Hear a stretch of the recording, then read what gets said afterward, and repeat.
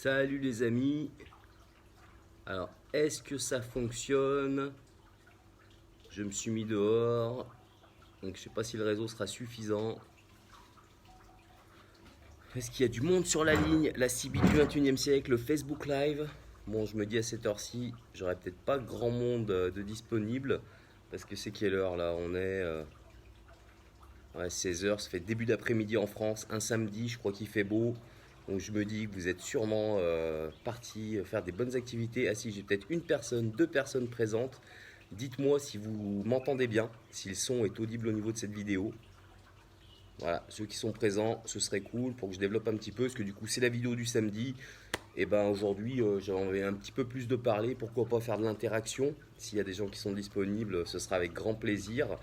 Mais c'est un sujet qui est pas mal revenu dans des derniers échanges que j'ai eus, et je trouvais plus intéressant de le développer un petit peu plus pendant un live, parce qu'il y a plusieurs choses à voir dedans, on ne pourra pas tout dégrossir dessus, mais le sujet aujourd'hui, ça va être sur le fait de faire construire sa maison. On va faire construire sa maison individuelle, on le sait, c'est le bien préféré des Français. Donc voilà, juste simplement, je vois qu'il y a Christophe qui est là. Salut Christophe, si tu peux me dire si le son est correct. Voilà, si vous entendez bien. Parce que j'ai voulu me mettre un petit peu dehors pour être plus tranquille par rapport aux enfants. Mais du coup, je ne sais pas si le réseau est assez bon. Juste, vous pouvez me mettre un petit pouce bleu si vous entendez bien, si le son est audible. Sinon, ça ne sert à rien que je développe ce sujet qui peut être intéressant. Mais si le son est pourri, ça ne sert strictement à rien. Donc voilà, si vous arrivez à me dire, Christophe, si vous entendez bien, yes, no. Je sais pas, le son a pas l'air peut-être terrible. Non, mince, j'ai fait la connerie. Voilà. Voilà. J'ai fait problème de lumière. Bon, 4 personnes sur la ligne, alors peut-être que vous allez me dire si vous entendez bien. Non, c'est pire comme ça. Purée. Qu'est-ce qui me fait ce truc? Allez, allez. Un peu plus de lumière, on dirait que je suis dans le noir. Peut-être changer d'angle de vue. Donc ceux qui sont présents, est-ce que le son est audible? Yes, no. François, mon François, est-ce que tu peux me dire si le son est correct, si vous entendez correctement? Oui, le son est bon. Merci Pierre-Loïc. Salut mon François, c'est cool. Ça fait plaisir. Bon, du coup, je me suis tourné un petit peu plus de lumière dans ce sens. Là, aujourd'hui, voilà, on dit, ah bon, il se fait toujours beau. Eh ben non, ici, comme en France, c'est pas des fois, voilà, c'est nuageux. Bon, il fait quand même assez lourd, assez chaud. Bon, bah c'est cool. Si le son marche bien, on va pouvoir développer un petit peu ce sujet-là, parce que là, je voulais pas faire la petite vidéo du samedi. Je dis autant faire un petit live, parce que je pense qu'on peut échanger à plusieurs là-dessus. Parce qu'effectivement, donc je reviens dessus. Aujourd'hui, on va parler du fait de faire construire une maison individuelle. Donc on va voir différentes choses, et voilà, parce que comme je l'ai dit en préambule, on est sur le bien quand même qui reste le bien préféré des Français. Voilà, avoir sa maison, son bout de jardin, donc c'est vraiment une typologie d'investissement, d'opération qui est très porteuse et qui peut cracher beaucoup de cash derrière. Maintenant, il y a plusieurs points, on ne pourra pas tout voir aujourd'hui sur ce live là, on est bien d'accord, mais toujours pareil, on est là pour s'ouvrir l'esprit, pour échanger, le but du live. Donc voilà, n'hésitez pas par rapport à ce que je vais vous dire, si vous avez des questions dessus, si vous avez vos propres avis, parce qu'il y a des choses où ce sera des avis que j'ai qui sont personnels, voilà, qui n'engagent que moi, et des fois c'est bien d'avoir aussi les avis des collègues pour savoir un petit peu ce que chacun en pense.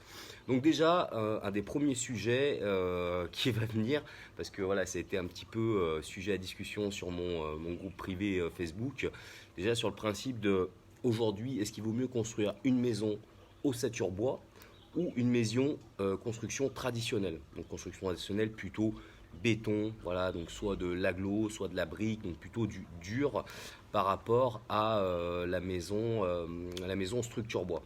Donc si on prend d'extérieur, alors moi personnellement je n'ai jamais fait de structure bois, maintenant j'ai plusieurs amis qui l'ont fait, donc je m'y suis quand même intéressé un petit peu.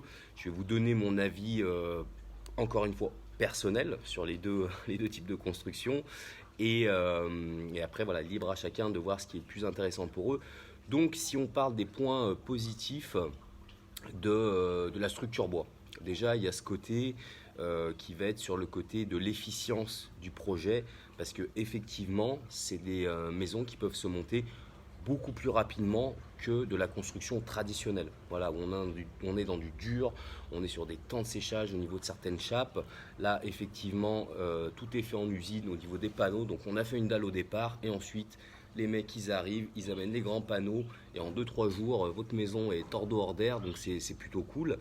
Même s'il reste après, bien sûr, toutes les finitions, hein, ce qui est normal, tous les réseaux électriques, plomberie, tous les aménagements intérieurs, parements de façade, enfin, il y a la globale, mais ça peut aller beaucoup plus vite de faire de la structure bois.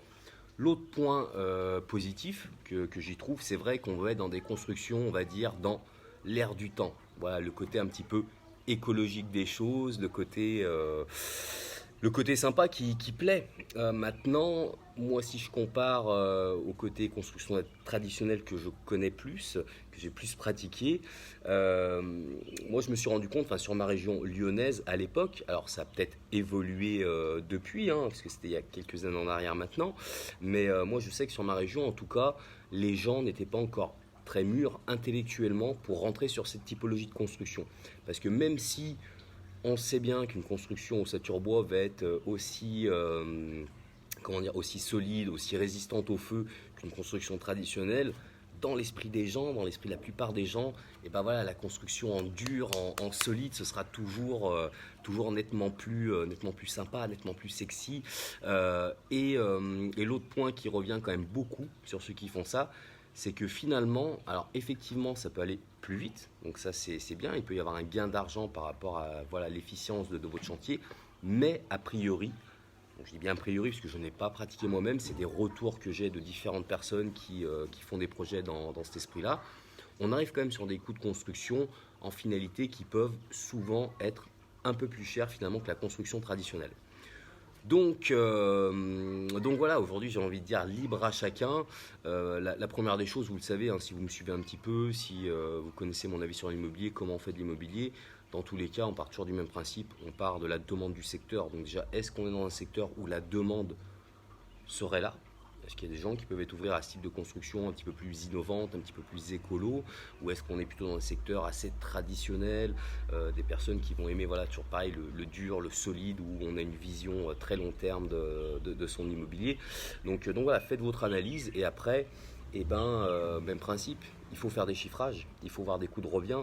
Et quand on parle de maison, donc là on vient sur le deuxième point, quand on va faire construire une maison, il y a pas 50 000 solutions, il faut se faire accompagner. Voilà, surtout si on n'a jamais fait, il faut passer par un professionnel pour faire construire sa maison. Même si, voilà, au bout d'une, deux, trois, si vraiment vous vous intéressez au chantier, ça peut se suivre en autoconstruction. Mais au départ, on passe par un professionnel, donc il y a différents types de professionnels, hein. Ça peut être un architecte, pardon, quand même assez spécialisé sur la maison individuelle. Ça peut être le maître d'œuvre, voilà, ou alors le plus connu, celui qui prend la grosse part du marché, le constructeur de maisons individuelles, le CMiste. Donc, quand on a un projet, bah, écoutez, il faut prendre le temps d'aller consulter ces différentes personnes, voilà, pour avoir différents échos de coûts de revient, pour vous faire une bonne idée. Maintenant, il n'y aura jamais des énormes différences entre les personnes, mais quand vous avez un prix global, ce qui est important, ce que je voulais vous dire dans cette vidéo, c'est que bien souvent, surtout dans les constructeurs CMistes, on a un niveau de finition de prestation qui peut être plus ou moins limité. Donc ça, c'est vraiment ce qui est noté dans votre contrat de construction. Mais en général, toujours ce qui est exclu, mais qui sont quand même des gros postes, ça va être les aménagements de finition, les aménagements extérieurs. Donc souvent, quand on fait une maison, il faut penser que demain, on va devoir clôturer, on va devoir faire un portail à l'entrée, on va devoir faire peut-être des terrasses. Et vous le savez, il faut quand même avoir une vision globale d'un projet, toujours. Donc il faut dès le départ anticiper ces coûts-là, et vraiment les connaître, c'est hyper important. Pourquoi? Toujours le même principe, vous le savez, si vous voulez faire un bon investissement, il faut se dire que votre achat, cette maison que vous construisiez, lorsqu'elle est terminée, totalement terminée, à la revente, il faut qu'il y ait une plus-value. Et pour avoir vraiment ce calcul-là, il faut vraiment penser à ça. Donc les gens vont souvent assez vite dans ces projets de construction. On leur annonce un prix, ça rentre dans une enveloppe. Mais finalement, au bout d'1 an, 2 ans, bah, on pense à tous ces aménagements qui manquent parce que venir sur son chemin d'accès qui est resté en terre, en cailloux, bah, c'est pas très confortable. Et là, là, on a des mauvaises surprises. Voilà, on a malheureusement des coûts, on va dire, annexes qui peuvent représenter cher, parce que voilà, l'aménagement paysager, clôture et autres, ça coûte vite de l'argent. Donc moi, ce que je peux vous conseiller sur cette vidéo, c'est que voilà, si vous êtes sur ce type de projet, anticipez tous ces coûts-là dès le départ. Voilà, j'oblige rien à personne de toute façon, hein. Moi je donne juste mon avis, des conseils ou autres, hein. Mais c'est sûr, plus c'est finito, mieux c'est. Dans un projet de construction, après, ça peut prendre très longtemps, c'est un petit peu le souci. Mais voilà, anticipez, au moins vous avez les coûts, et surtout quand vous connaissez les coûts, c'est de se dire voilà, donc quand j'aurai fait tout ça, combien peut valoir ma maison? Et si effectivement votre maison vaudra plus par rapport à la demande du marché, bien là, ça vaut le coup, c'est un bon investissement. Donc on y va. Alors après, j'avais un autre point d'échange que j'ai eu avec un de mes membres cette semaine. Alors là, mes amis constructeurs, et je sais que certains me suivent, je suis désolé les mecs, c'est pas très cool pour vous, même si voilà, c'est juste pareil, une info, mais qui est difficilement activable et utilisable. Mais voilà, c'est quand même important à savoir, parce que ma foi, c'est quand même pas très très cool de leur part, mais moi-même je l'ai pratiqué, et voilà, donc moi je suis transparent, je dis aux gens les choses. Donc par exemple, il faut bien savoir que quand vous regardez une annonce, vous regardez des terrains quand vous êtes sur ce type de projet, et souvent vous avez la petite mention proposée par notre partenaire foncier. Donc c'est les constructeurs de maisons individuelles qui effectivement proposent souvent un package global d'un projet de construction sur un terrain, et vous avez cette petite mention, pardon, proposée par notre partenaire foncier. Il faut se dire une chose, on n'a pas le droit logiquement de faire ça. Enfin, on n'a pas le droit de faire ça. Oui, c'est même sûr, parce que légalement, vous n'avez pas le droit, enfin le constructeur n'a pas le droit de vous faire signer un contrat de construction de maison individuelle, donc un contrat CCMI, si vous n'avez pas, je m'excuse que je reçois des alertes en même temps sur mon téléphone, si vous n'avez pas, pardon, signé un compromis pour votre terrain. Voilà, alors bien souvent ça se fait le terme concomitement, donc vraiment on fait à peu près en même temps comment dire, la signature du terrain, et tout de suite après on vous fait signer le contrat de construction. Mais sachez que si demain vous tombez sur un constructeur assez léger qui vous fait signer un contrat de construction ou avant d'avoir signé le terrain, juridiquement c'est pas faisable. Donc ça amène à la question, donc le point d'échange que j'avais avec Patrice, petite dédicace si tu tombes sur la vidéo. Oui, sur le principe, on pourrait squeezer des constructeurs. Parce que du moment où je vais chez le notaire, je signe avec le vendeur du terrain le terrain. Après, non, tu n'as pas le droit de m'obliger à signer ton contrat de construction. Je peux être libre, finalement, d'aller voir quelqu'un d'autre. Maintenant, voilà, je vous conseille pas à rentrer là-dedans parce que voilà, c'est pas très cool, c'est pas très bien. Mais voilà, c'est une information à prendre en compte, qui peut rentrer dans la négociation, parce que finalement, ce schéma-là, c'est comment dire, les opérateurs qui font ça, c'est pour éviter la lourdeur et le coût d'une VFA, voilà, d'une vente en futurité pardon, une vente en futurité d'achèvement. Voilà, pour minimiser ça, on fait ce type de montage, mais voilà, sachez, parce que j'ai échangé dans la semaine, c'est dans les petites choses. Après, les choses importantes dans le choix de son prestataire, donc comme je vous l'ai dit, architecte, maître d'œuvre, constructeur de maison individuelle. Moi, je ne vais pas vous donner un avis sur quelle est la meilleure des solutions, même si pour ma part, j'aurais tendance à privilégier le maître d'œuvre pour une question de plus de flexibilité au niveau d'un contrat. L'idée pour savoir, parce que vous le savez, hein, le problème de la construction, on connaît tous, on a tous entendu, on voit tous les émissions, les gens, au bout de 2 ans, 3 ans, c'est pas fini, ça peut arriver. Voilà. Encore une fois, c'est comme l'histoire des loyers impayés dans la location, ça reste des proportions infimes de dossiers qui se passent très très mal, mais ça existe. Maintenant, pour minimiser... Hello Jean-Marc, comment vas-tu? Donc pour minimiser, si vous voulez, ce risque-là, comment on fait? Même principe, c'est le travail en amont. Comme je vous dis, on va rencontrer les gens, on va échanger avec eux, on va voir par rapport à des plans, des coûts, on va voir si c'est des précises. Et après, pour se rassurer sur leur capacité, leur réalisation, il va falloir qu'on essaye de prendre le temps d'aller visiter des dossiers qu'ils ont faits. Alors vous allez leur demander, donc ils vont vous proposer des chantiers à aller visiter.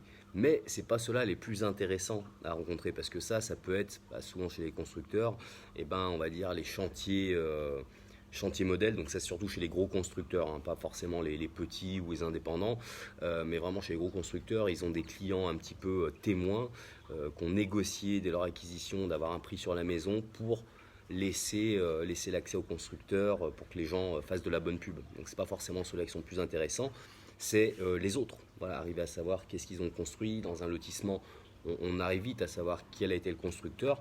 Et on va se présenter aux gens. Voilà, tout simplement, on est sympa. Ah, vous avez fait cette maison, elle est très sympa. Vous êtes passé par ce constructeur, ça s'est bien passé. Oui, non, et vous voyez, on va chercher à avoir des retours d'expérience. C'est hyper important. Et, euh, et voilà, plus on aura de retours d'expérience, plus on se dira, là, j'y peux aller avec plus de confiance, quoi. Maintenant, il faut être très cohérent. Ceux qui vous annoncent des délais vraiment très courts, donc il y en a très peu, hein, parce que les gens ont bien sûr cette intelligence de prendre, du moins au niveau du contrat signé, des délais assez longs, et c'est normal. Donc même vous, au niveau en tant que particulier sur un projet comme ça, voilà, il faut se dire que c'est des projets qui vont prendre un petit peu plus de temps. Donc voilà, ne soyez pas trop optimiste là-dessus. Par contre, c'est de l'anticipation pour plein de choses. Si demain vous faites avec un maître d'œuvre, vous arrivez à anticiper toutes vos commandes, ça peut aller vite, une construction. Mais si c'est passé par un prestataire globalement, il faut se dire qu'il y a du temps. Maintenant, voilà, ça vous laisse le temps de chiffrer tous les annexes pour avoir une certitude sur vos coûts de revient. Il y avait autre chose dont je voulais vous parler sur la maison. Ça va pas me revenir. Donc je sais pas, dites-moi si vous avez des questions, si vous avez des avis. Par exemple, on a parlé de l'ossature bois, on a parlé du choix des prestataires, vous avec qui vous bosseriez en priorité. Qu'est-ce que vous pensez de ces histoires de terrain bloqués par des partenaires par la partenaire en construction? C'est reparti, Jean-Marc, ça envoie de la construction. C'est cool. Donc voilà, et Corentin, cool, ça fait plaisir de t'avoir. Donc voilà, dites-moi un petit peu vos avis, ça peut être cool. Faut pas que j'appuie sur ça, ça va toucher la couleur. J'arrive pas à revenir en arrière les textes, hein. Je suis désolé, je mets mon doigt devant la caméra forcément. Comment ça marche ça? Voilà. Donc voilà, déjà, est-ce que c'est des typologies de produits qui vous intéressent, que vous y avez déjà pensé déjà à faire ce type de projet de construction? Non, voilà, j'y arrive pas. Ah, moi et la technologie, hein, vous savez. Non. Ah, ça y est, ça va pas. Donc voilà, sinon construction, qu'est-ce qu'on a d'autre? Oui, je vous ai dit pourquoi les délais, parce que voilà, on est soumis à des autorisations administratives en France. Donc voilà, il y a les délais principaux. L'obtention du permis de construire, c'est 2 mois. Souvent c'est 3 mois, parce que dans le premier mois, les mairies peuvent vous demander des pièces complémentaires, ce qui arrive dans la majorité des cas. Après, on a les délais de recours. On doit afficher son permis pendant 2 à 3 mois selon ce qu'on va prendre comme recours. Et après, on a forcément la construction. Donc après, quand vous passez plutôt par un maître d'œuvre, même principe, attention aux autres frais annexes qui sont plus souvent inclus chez les constructeurs, donc qui peuvent être des taxes, de raccordement à l'égout, tout ce genre de choses. Vraiment, il faut prendre le temps de le faire correctement pour toujours la même chose, investir correctement. Même si c'est votre résidence principale, même si vous pensez y rester plusieurs années, voilà, il faut toujours acheter de l'immobilier en partant du principe que quand c'est terminé, il faut que vous ayez de la plus-value dormante. Voilà, parce que l'immobilier c'est comme ça, il faut toujours penser revente, même si on ne le fait pas pour ça dans un premier temps. C'est essentiel, vraiment c'est ce qui va vous permettre de sécuriser. Enfin moi, ça fait 15 jours, 3 semaines que, voilà, vous savez, j'ai pris le temps d'appeler mes nouveaux membres, et voilà, moi je tabasse tout de suite dessus. Rentabilité, cash flow, c'est très bien, c'est parfait, mais on achète déjà dans cet esprit-là. Voilà, on a de la plus-value dormante et après, on pense à optimiser ses rentabilités en mettant dessus des schémas d'investissement qui sont très bons, très intéressants. Donc voilà, bah, écoutez, je sais pas, est-ce que vous avez des petites questions? Je vois qu'il y en a une petite dizaine de personnes qui regardent. Voilà, les constructions, les maisons, c'est quelque chose qui vous parle. Pas forcément, bon, c'est début d'après-midi, hein, vous êtes cool, il fait beau, peut-être en fin de repas de week-end. Pardon. Ce qui peut être assez sympa. Non, pas de questions. Bon, bah, s'il n'y a pas de questions, hein, je vais vous abandonner, hein, je vais retourner. Non, personne. Ah, toutes. Yeah. Comment vas-tu? Je t'ai envoyé un message tout à l'heure, mais je crois que j'ai vu, j'avais commencé le live, tu m'as répondu, donc je vais regarder ça avec attention. Bah ouais, on rentre au pays, va falloir acheter une voiture, des trucs comme ça. Donc c'est ça, dans la communauté, on a tous des plans qui sont intéressants. Donc voilà, Guillaume, je te connais, toi et ta femme, je sais que vous êtes des gens sérieux comme moi et la mécanique, c'est deux mondes différents. J'ai besoin que ce soit des personnes de confiance qui me fassent acheter un véhicule correct. Voilà, parce que voilà, moi acheter un particulier ou autre, je vais aller voir la voiture, je saurais pas. Donc voilà. Donc personne de questions, voilà, maison individuelle, construction, projet, profitez-en. Là du coup, moi j'ai un petit peu de temps. Et s'il n'y a pas de questions, tant pis, hein, le déménagement est dans pas longtemps, j'ai encore pas mal de trucs à faire. Mais s'il y en a, c'est avec grand plaisir. Pascal, que penses-tu des constructions à faire en Pinel? Ah bah ouais, si tu me connais, bien sûr que c'est intéressant. Mais toujours dans le même principe. Ton coût de construction, ton prix de revient global, l'achat de ton terrain, le coût de ta construction, tes taxes de raccordement, tes taxes locales d'équipement, tes éventuels aménagements extérieurs pour vraiment finir un produit. Donc tu as un coût de revient global. Si ce coût de revient global est inférieur au prix du marché, et que dessus tu es dans une zone éligible Pinel, tu peux le faire. Bien sûr que c'est très bon. Bien sûr que c'est très très bon. Parce que tu rentres dans les allez, 2-3% de personnes qui font des bons investissements de loi fiscale. Et encore deux trois personnes, je pense que je suis assez gentil, quoi. Donc non, c'est hyper intéressant. Enfin, moi, c'est ce que j'ai toujours fait. Et voilà, mais toujours dans le même principe, on ne fait pas pour faire déduire des impôts, pour arriver à un coup de mal, pour se dire bah, ça m'efface tant d'impôts. On le fait toujours parce que le projet est rentable, j'ai une plus-value immédiate si je devais revendre. Voilà, je le fais pour ça. Par contre, je suis en zone éligible, je fais mes rentas, bon, elles ne seront pas terribles, forcément, il y a des plafonds de loyer, il y a des choses comme ça qui font que les rentas ne sont pas terribles, mais on s'en fout. Parce que quand on va mettre l'économie d'impôt, ce qu'on donne plus voilà, tous les mois, maintenant que c'est des prélèvements mensuels, là, ce qu'on leur donne plus tous les mois, bah ça c'est du loyer en plus. Et là je peux dire que la renta finalement elle est très très bonne. Et en plus tu as ta plus-value normande, donc rajoute le prix de ta plus-value en plus de l'économie d'impôt, et là tu as des rentabilités, voilà. Les lois fiscales, bien sûr que ça a été inventé pour aider des gens voilà, qui ont de l'argent, qui savent faire. Donc quand on sait faire, bien sûr que c'est hyper intéressant. Chez Marilène, alors est-ce que je vais arriver à afficher plus? Comment trouver le coût de construction? Faut-il aller voir CMI, au maître d'œuvre ou Archi ou les trois? Eh ben, moi je te conseille, vous le savez, hein, plus on peut prendre du temps pour aller rencontrer des gens, plus on a d'échanges, plus on a d'informations différentes qui vont se recouper la plupart du temps. Et c'est là que ça va vraiment nous conforter dans, voilà, dans des réalités de coûts. Donc si tu peux prendre le temps d'aller en voir trois différents, voilà, bien sûr que c'est hyper intéressant. De toute façon, plus on voit de gens, plus on en rencontre. Vous voyez, j'ai fait ceux qui me suivent un petit peu. Bah voilà, même si je quitte Maurice, voilà, on est toujours intéressé de voir des choses. Je suis allé visiter encore des chantiers hier parce que on apprend, on échange, on voit des choses, voilà, et c'est là, on le sait, on sait les choses. Donc voilà, plus tu peux en voir, c'est très différent. Après, voilà, archi, voilà, il faut vraiment des archis qui font spécifiquement ça, parce que ouais, la maison individuelle, c'est encore différent de faire du logement collectif que de faire des locaux qui reçoivent du public. Enfin, tu vois, c'est. Mais Donc la voiture, ouais, t'es comme moi, bah écoute, ouais, moi je suis... alors c'est très sexiste de dire ça, parce qu'il y a des femmes, je pense, qui sont très très fortes en mécanique, en voiture, mais moi je peux le dire, et je l'assume. Moi et les voitures, voilà, je suis une vraie fille avec ça, la mécanique, les voitures, fou, tant que ça m'emmène d'un point A à un point B, mais par contre, voilà, je veux justement pas avoir de galère voilà, pour aller chez un mécano qui m'assassinera, parce que j'y connais rien. Et David qui est là, David, c'est David de Chassieux, je crois, parce qu'avec ouais, avec les pseudos, on est jamais sûr. Donc si c'est David de Chassieux, ah, une question de Marc. Quel est le délai de construction moyen pour la construction de plusieurs petites maisons individuelles? 5, 6 sur 2 ans, à ton avis, jouable?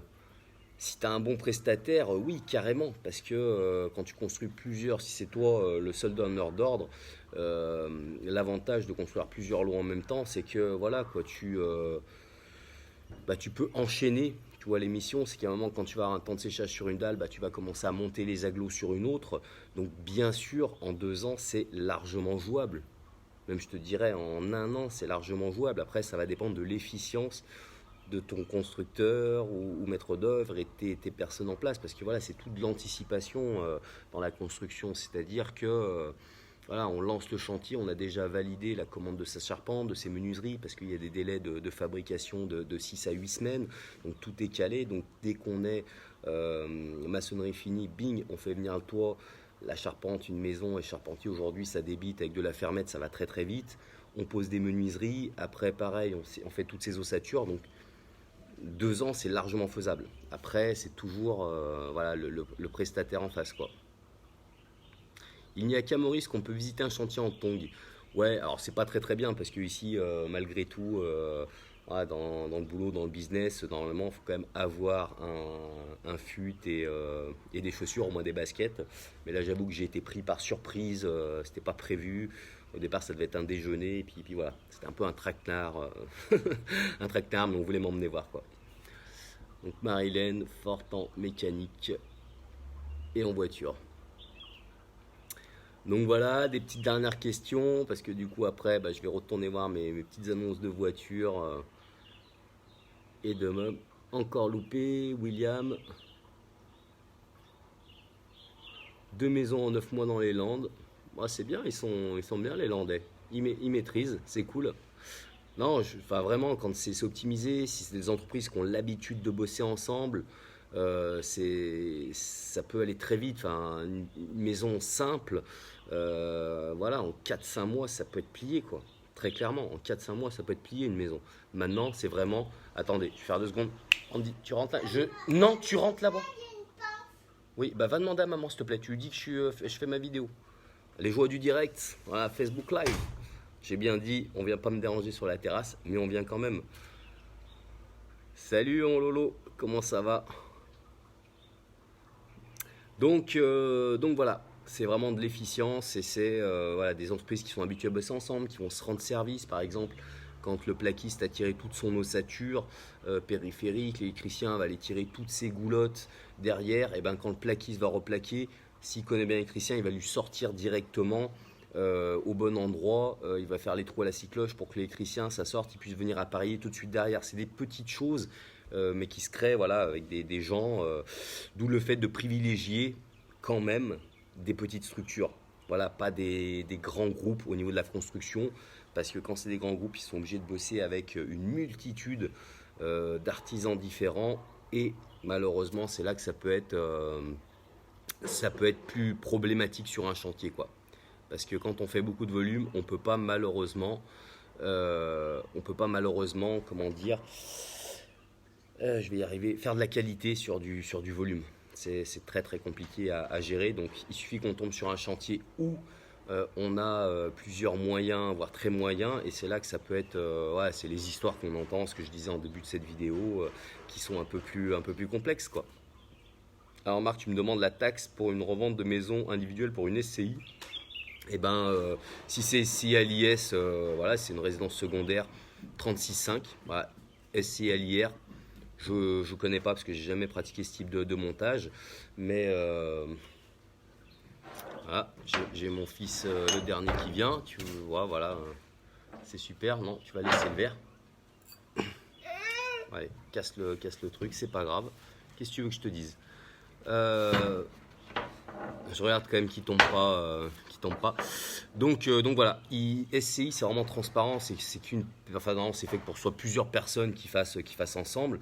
Donc après, voilà, je vais donner l'exemple, par exemple, si tu es à 50-50 en SCI et que ton associé qui a 50% l'utilise, parce que tu peux utiliser un de tes biens qui appartient à une SCI et en jouir finalement, s'il l'utilise en RP, s'il revente, eh ben, il y aura sur sa partie, sur ses 50%, pardon, il n'y aura pas de taxe sur la plus-value puisque c'est sa RP. Voilà. Par contre, sur ta partie, il y aura la plus-value classique 36,5 quoi.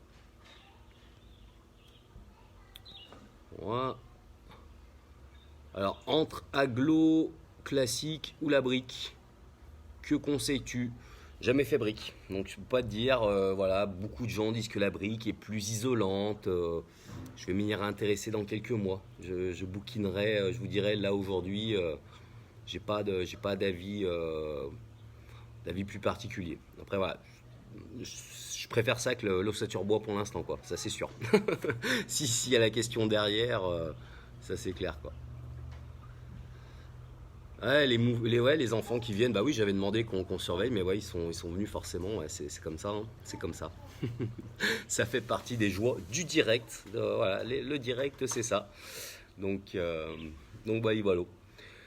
Bon, bah les amis, allez, je prends une ou deux dernières questions. Si vous êtes chaud, allez-y, avec grand plaisir. Après, je vais me remettre dans mes petites annonces voitures, voir les meubles d'attente que je vais devoir prendre. Ça va falloir que j'achète deux trois meubles à la con chez Ikea, machin. Donc, j'ai vu qu'ils livraient, qu'ils installaient, ça peut être pas mal. Donc, si vous avez deux trois dernières questions, faut pas hésiter. Yeah, Virgile, ça va, t'arrives à la fin, toi. T'arrives à la fin, bon, bah, il y aura, de toute façon, ça se remet en replay, puis toi, voilà, on sait qu'on peut échanger plus facilement que lors d'un live. Donc, ceux qui étaient là depuis un petit peu plus longtemps, allez-y, dernière question ou pas, c'est avec grand plaisir.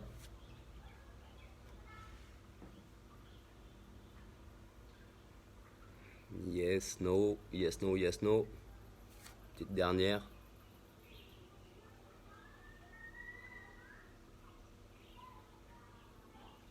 Ah, Lolo, penses-tu qu'il faut investir dans l'ancien ou le neuf? Ça, c'est une bonne question. Ça dépend de tes objectifs finalement. Si l'objectif derrière, c'est un petit peu plus ma partie, c'est la revente pour faire un peu de cash, pour repartir sur d'autres investissements ou autres, j'ai envie de te dire l'ancien parce que ça va plus vite. Voilà, de par le fait qu'on ne passe pas par toutes ces autorisations administratives et la construction. Donc voilà, une rénovation simple, sans autorisation administrative, ça va forcément beaucoup plus vite. Après j'ai envie de te dire, les deux sont bien. Les deux sont bien. C'est vraiment toujours pareil. Dans quel secteur tu es situé? Est-ce qu'il y a plus d'offres dans l'ancien, le neuf? Est-ce qu'il y a de la demande pour du neuf? Toujours pareil, on s'adapte à la demande du secteur dans lequel on va investir. Donc s'il y a une grosse demande en neuf, bah, il y a plutôt tendance à aller sur du neuf. Si l'ancien, rénové, sympa, parce que tu es dans un coin où il y a beaucoup de bâtisses en pierre, et voilà, on sait quand on fait des jolis rénaux, du plus contemporain sur des bases comme ça, de pierre ou de briques, enfin tu vois, du bel immobilier ancien, c'est cool aussi, quoi. Donc c'est vraiment toujours le marché finalement qui va définir le produit que tu vas faire. Après voilà. Donc le neuf, moins de mauvaises surprises parce que c'est des plans, donc même s'il y a des aléas de chantier, parce que voilà, en creusant une fondation, bon, on va faire un peu plus large, donc il va y avoir 2-3 mètres cubes de béton en plus, à la différence de la rénovation où c'est quand on casse qu'on peut découvrir des moins bonnes surprises, donc on a plus de maîtrise dans le neuf, mais les deux sont sympas, quoi. Après c'est plus selon les objectifs de chacun. Si c'est vraiment le but de faire un achat-revente pour prendre du cash et rebondir ailleurs, il faut plutôt l'ancien, enfin la rénovation. Quand je dis rénovation, c'est une rénovation légère, hein, parce que si on part sur de la restructuration ou autre, eh ben, c'est l'équivalent du neuf, donc juridiquement, fiscalement et tout. Donc là-dessus, il n'y a pas de grosse différence, quoi, parce que tu passeras par des permis ou autres. Donc bah les amis, voilà, en plus les gamins derrière, ça chouine, donc ça va commencer à être compliqué. Donc moi, je vais vous remercier voilà, d'avoir suivi ce live. Ceux qui le verront en replay, n'hésitez pas à laisser d'autres commentaires. Moi, voilà, j'essaie de répondre assez régulièrement aux commentaires sur la page Facebook. Et puis, de toute façon, je vous dis à samedi prochain pour la prochaine vidéo. Salut, salut les amis. Ciao, ciao.